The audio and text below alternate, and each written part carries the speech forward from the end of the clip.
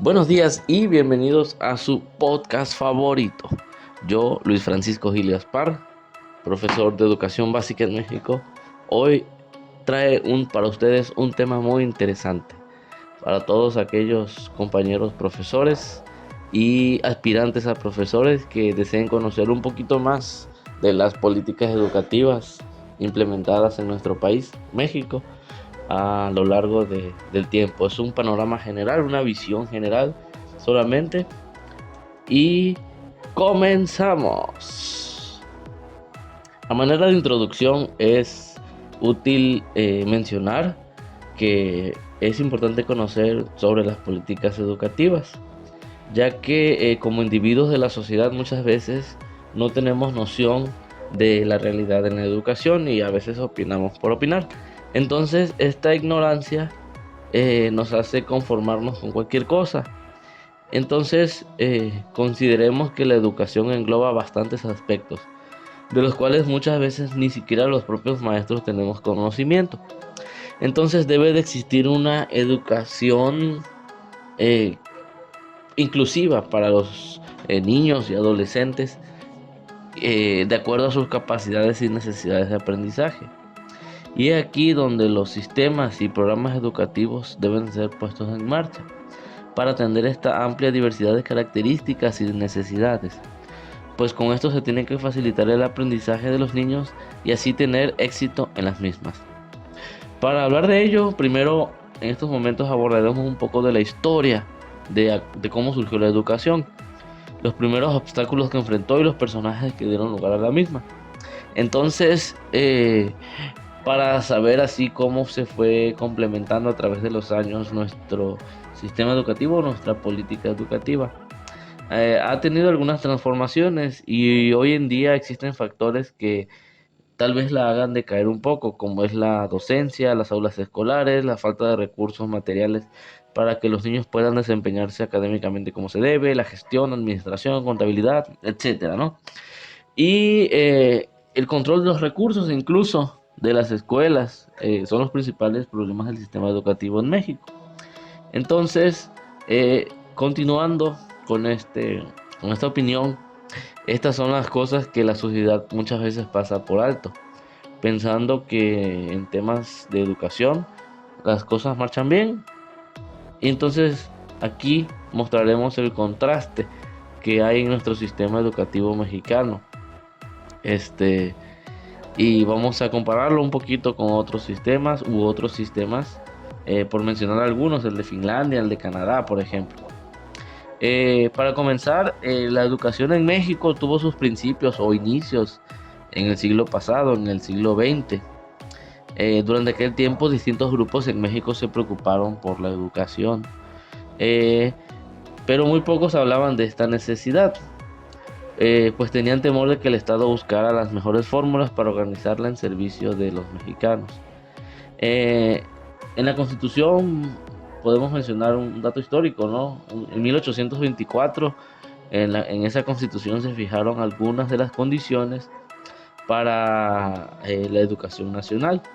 Eh, por, por mencionar alguna característica que tenía esta base, es que protegía el derecho de las entidades a, a autoorganizarse, u organizar su educación de acuerdo a sus necesidades.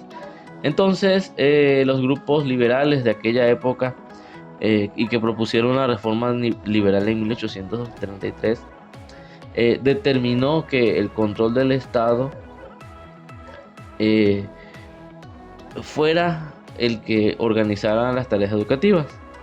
La enseñanza sería libre, pero tendría que obedecer las reglas que diera a conocer el gobierno nacional. Básicamente lo que hizo esta reforma es unificar la educación. Entonces se fomentó con esto la instrucción elemental para hombres, mujeres, niños y adultos, pero esta reforma no duró mucho, puesto que los conservadores trataron de abortarla en 1834. Pero aún así, sus lineamientos y condiciones sirvieron para establecer lo que ha caracterizado la educación pública en México. A pesar de las difíciles condiciones en las que estaba México en esos tiempos, En la Guerra de los 3 Años, por ejemplo, se trató de volver a controlar la educación a partir de una ley expedida por Benito Juárez, en la que se proponía la unificación del plan de estudios y la creación de mayor número de escuelas para así atender las necesidades que tenía el pueblo. Entonces, en los primeros meses de 1862, eh, España e Inglaterra hicieron las paces con México, pero Francia no. Entonces, eh, lo que ocurrió es que Francia dispuso de una zona de influencia en América. Entonces, eh, se tuvo la necesidad de tener un gobierno extranjero con Maximiliano. Entonces, eh, la política de Maximiliano se llevaba o congeniaba muy bien con las medidas de Benito Juárez. Y entonces, así Maximiliano justificó las leyes de reforma para lograr así un desarrollo y progreso un poco mejor del país. Por ejemplo, creando la ley de instrucción pública, que ocurrió en diciembre de 1865. Solamente que esto solo tuvo vigencia en algunas poblaciones que eran controladas por los extranjeros, por los franceses. Durante el gobierno de Juárez, en 1867, eh, propuso este presidente convertir la educación en una función pública, en la que se formulara el plan de educación y que se hiciera realidad ese propósito, por lo que creó una ley, la Ley Orgánica de Instrucción Pública para el Distrito Federal y territorios, con la que se pretendía reorganizar la educación nacional. Pero 2 años después salió a la luz otra ley de instrucción pública similar, en la que se distinguía el hecho de que la educación fuera gratuita y obligatoria en la enseñanza primaria. Además, se suprimió la enseñanza de la religión, con la que adquiría la característica con la que la conocemos ahora a la educación como obligatoria, gratuita y laica. Entonces, esta ley de 1869 fue muy importante y se establecieron algunas de las carreras universitarias conocidas por todos nosotros, como es la medicina, el comercio, la administración, las minas, que después vendría a terminar en ingenierías, y las bellas artes. Entonces también se tomó en cuenta todos los aspectos educativos este, para organizar los planes de estudio en los distintos niveles de educación. Entonces, estas leyes preconstitucionales representaron un avance en la educación, pero fue hasta la Constitución de 1917 que se resumieron o se plasmaron las inquietudes sociales, y que en la misma se considera hubo un retroceso en materia de educación. ¿Por qué? Pues esta Constitución quita las jefaturas políticas como intermediarias entre municipios y gobiernos estatales. Las escuelas ya no funcionan en manos de los ayuntamientos, pues la educación primaria en México, lo que después se conoce como educación básica, ya adquiere un carácter federal. Entonces, igual las cuestiones de trabajo, las cuestiones agrarias, etcétera, pasaron a manos del gobierno federal. Entonces, la gratuidad de la enseñanza sí era algo plasmado en la ley, pero era solo una promesa, sin posibilidades de cumplimiento, pues las autoridades educativas estaban conscientes de que si los alumnos no podían adquirir el material de enseñanza necesario, no se podía cumplir con el principio del artículo 3 de la Constitución. En 1954, por esta razón, en este año se creó una comisión para que los estudiantes no tuvieran que adquirir sus materiales. Esta es la Comisión Revisora del Libro de Textos y de Consulta de la Secretaría de Educación. Aunque esta comisión tenía ciertas anormalidades, no siempre elegían las mejores obras, puesto que los autores eran los mismos dueños de las editoriales o eran los inspectores incluso. Tratando de corregir estas irregularidades, el secretario de Educación presentó a López Mateos una iniciativa para que el Estado distribuyera los libros y cuadernos de trabajo para la educación elemental, lo que ahora se conoce como educación básica. Sin embargo, la ocurrencia de distribuir los libros de texto oficiales venían del proyecto de José Vasconcelos. Era anterior, quien consideraba que la gratuidad era indispensable, porque el pueblo es pobre y no tiene la costumbre de comprar libros. Asimismo, el Estado avanza hacia el progreso de la democratización de la enseñanza, contrarrestando así la desigualdad, la distribución de la riqueza y la falta de oportunidades educativas. De esta manera fue que López Mateos quería promover una mayor integración de la sociedad mexicana. Damos un salto en el tiempo y pasamos a 1992. En la política educativa mexicana, en estos años, principios de los 90, se distinguió por dar continuidad a los consensos entre la federación, el gobierno federal y los estados. Entonces la SEP tuvo la disposición de promover iniciativas estatales en materias sustantivas, innovaciones cualitativas en producción de textos y materiales, aplazamiento de reformas, por ejemplo, en preescolar y secundaria, grandes desequilibrios en la oferta y demanda en la formación inicial de profesores. En 1993, el desarrollo del pensamiento crítico, desentrañamiento de los misterios de la sociedad y la ciencia fueron los propósitos de las reformas de 20 años atrás. Pero estos no se cumplieron porque los maestros no estuvieron de acuerdo, pues la burocracia de la SEP impuso los contenidos desde arriba, desde la cúspide. Entonces, las reformas del 93 cuidaron mucho la participación de los maestros en todo tipo de comités, grupos de trabajo, y esto fue una ventaja y demostró que cierto consenso es posible entre gobierno y maestros, ¿no? Y entonces así los cambios pragmáticos planteados constituyeron una concesión al gremio magisterial. Surgió lo que se llamó la nueva reforma o la primera reforma. Entonces, en la teoría, digamos, económica, política, eh, liberal, dice que el bienestar humano progresa de mejor manera liberando las habilidades empresariales individuales. Se caracteriza por los derechos de propiedad, el libre mercado, el libre comercio.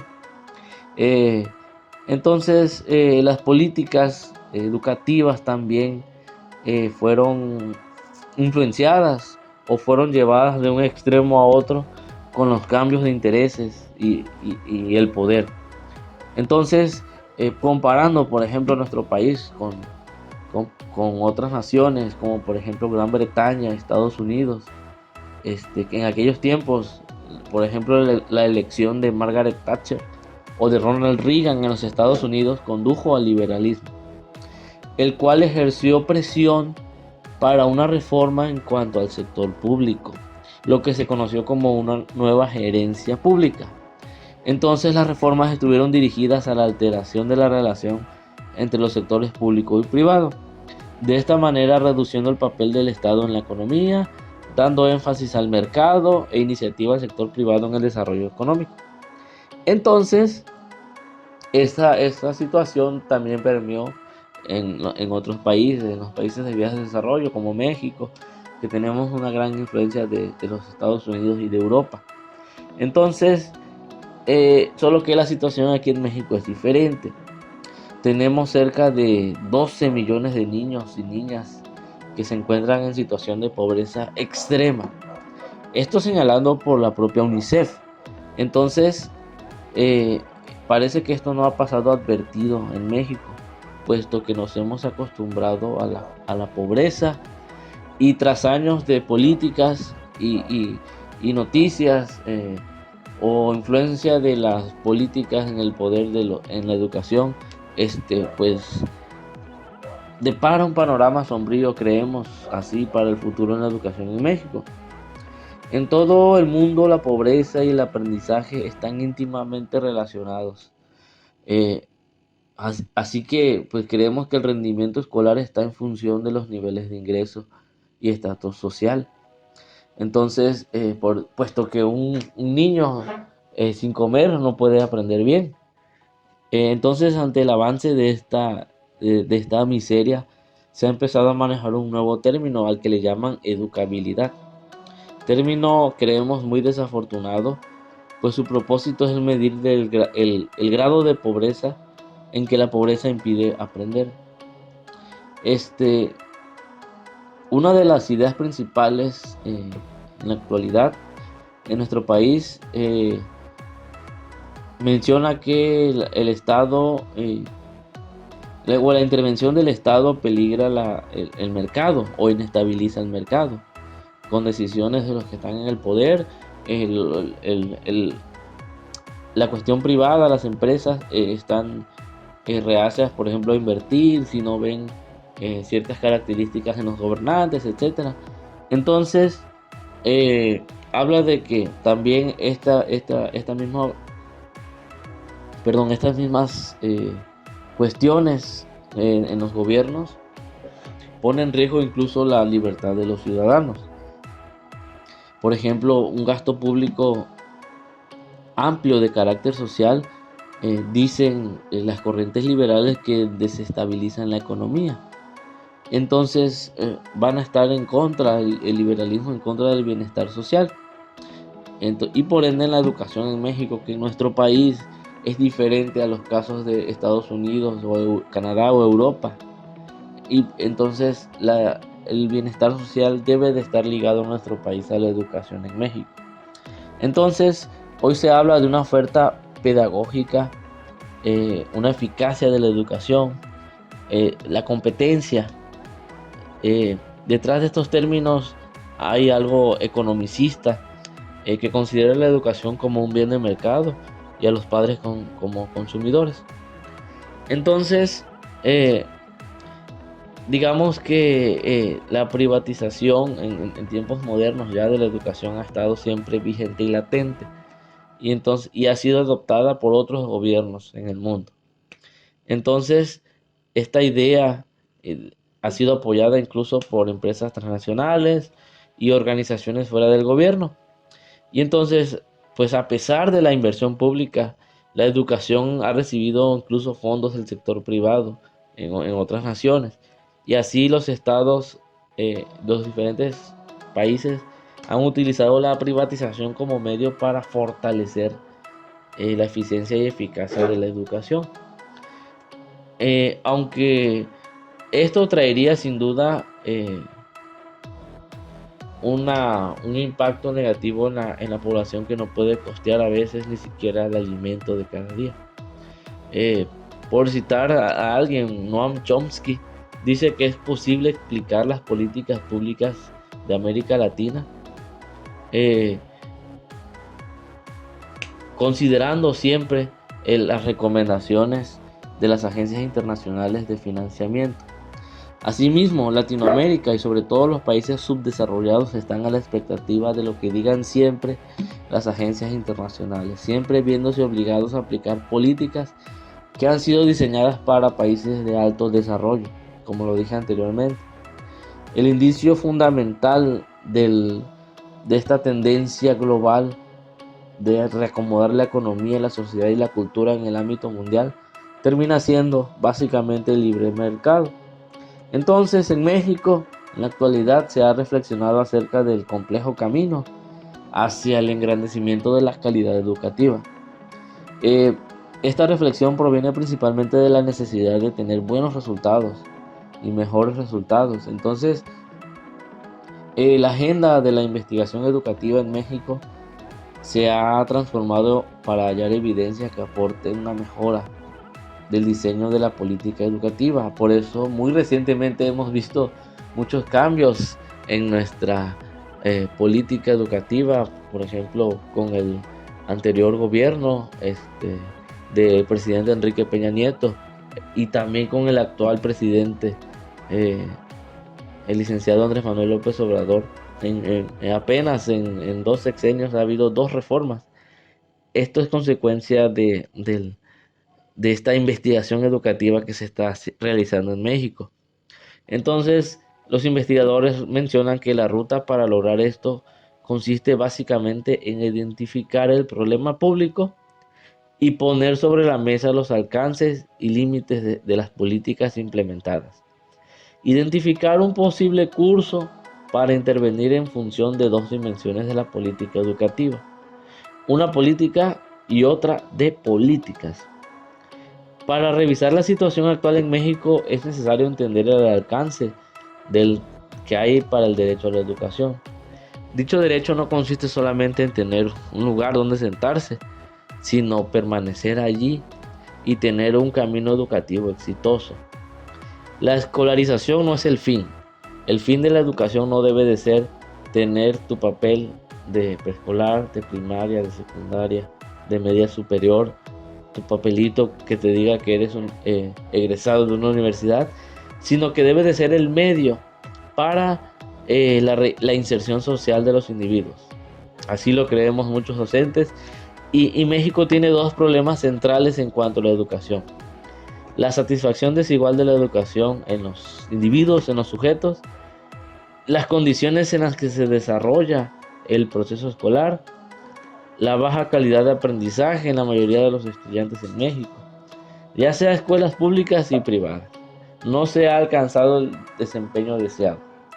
Entonces, uno de los problemas más importantes del sistema educativo creemos que es la gestión, también la administración, la contabilidad y el control de los recursos para centrar la atención en lo educativo. Una de las políticas más relevantes ha sido la de la federalización de la educación. Inicialmente de la educación básica y progresivamente a varias instituciones a nivel medio superior. Se han descentralizado, por ejemplo, el CONALEP y el Colegio de Bachilleres.